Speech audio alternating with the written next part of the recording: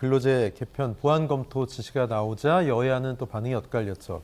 먼저 국민의힘은 여론을 청취하고 정책 홍보를 강화해서 사회적 합의를 끌어낼 수 있다 이렇게 주장하고 있는데 사실 이게 그렇게 쉬운 얘기는 아니거든요. 쉬운 얘기가 아니죠. 네. 그러니까 이게 아까 제가 말씀드린 대로요. 국민의힘 지금 주호영 원내대표 같은 경우에 마치 52시간, 69시간으로 늘리는 것처럼 알려져 있고 장점 등이 제대로 알려지지 않아 조금 더 진지하게 국민들에게 이를 알리고 의견 수렴하는 과정을 지킬 거다.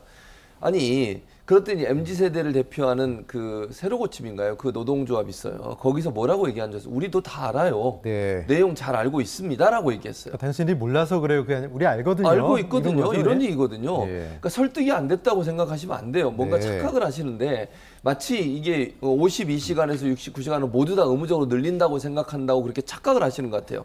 그거 아닌지 압니다. 그러니까 52시간을 기본으로 하되 69시간까지 일할 수 있고 다만 몰아서 일하고 나중에 몰아서 쉬어라 이런 개념인데 MZ세대나 아니면 젊은이들 입장에서는요 현실적으로 그게 어렵다는 거. 어느 회사가요 예를 들면 좋아요 69시간 오랫동안 일하고 그리고 한 달 동안 쉬어 이렇게 하는 회사가 어디 있겠습니까? 한 달에 돌아오면 자리 없지 않을까 그럴 이런 경우도 우려를 있다는 하는 거죠. 그럼요. 그리고 지금 젊은 세대는 뭐라고 해요? 현재 있는 휴가도 제대로 잘 못 쉰대요. 네. 다 쉬지 못하는 상황도 많고 그런 상황인데 현장의 목소리를 듣는다고 하는 것이 결국 제대로 지금 모르고 있기 때문에 그런 거니까 잘 설명하면 이분들 다 돌아올 거다 생각하시는 거 잘못된 생각이고요. 빨리 고치는 것만이 국민들에게 다시 국민들의 분노를 잠재울 수 있는 방안이다 이렇게 생각합니다. 네, 민주당 측 이재명 대표는 주 69시간 전면 철회를 요구하면서 아예 주 4.5일제로 맞불을 놨습니다.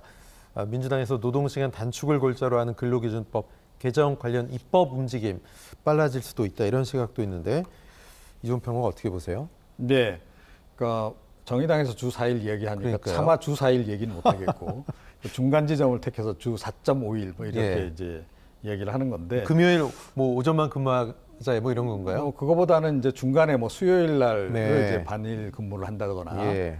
이제 그런 식으로 이제 설계를 하겠죠. 그런데 이것도 참 비겁한 얘기다라고 저는 생각을 해요. 그러니까 이게 4.5시간 이렇게 해서 그냥 어떻게 보면 슬로건으로 내걸어 정치적으로 우선 눈에 확 띄겠다 이런 의도가 굉장히 강한데 그게 아니고 산업 전반의 구조적인 변화에 대해서 좀 이렇게 철저하게 좀 분석을 해서 실제로 노동시간 상황이 어떻고 특히 대기업하고 중소기업 특히 중소기업 안에서도 5인 미만 기업하고 5인 이상 기업하고 이 채용 규모에 따라서 상당히 환경 차이가 커요. 또 어떤 업종이냐에 따라도 다를 거고요. 예, 그렇죠? 업종별로 네. 차이도 크고 이제 그거를 이제 주 4.5일제 이렇게 해서 간다는 것 자체가 사실은 상당히 무리가 있습니다. 그래서 네.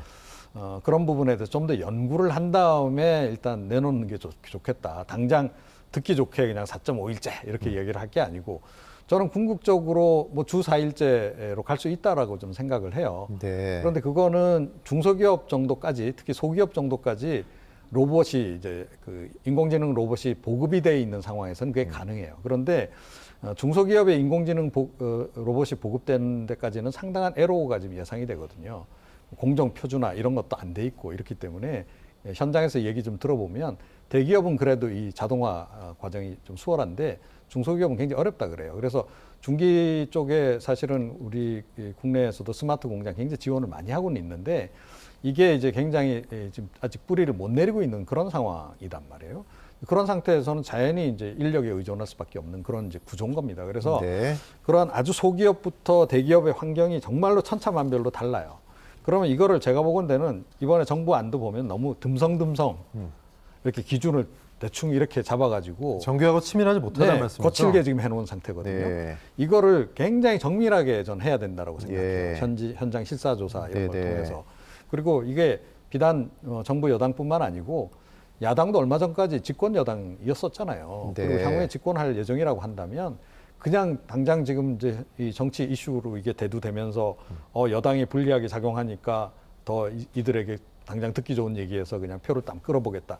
이런 식으로 접근해서는 곤란하다. 이거야말로 사실은 여야가 여야의 특히 양당의 지금 연구원도 있고 한데 네. 그쪽 조직을 동원해서라도 이거는 정말로 심각하게 한번 연구를 깊이 해봐야 되는 주제다.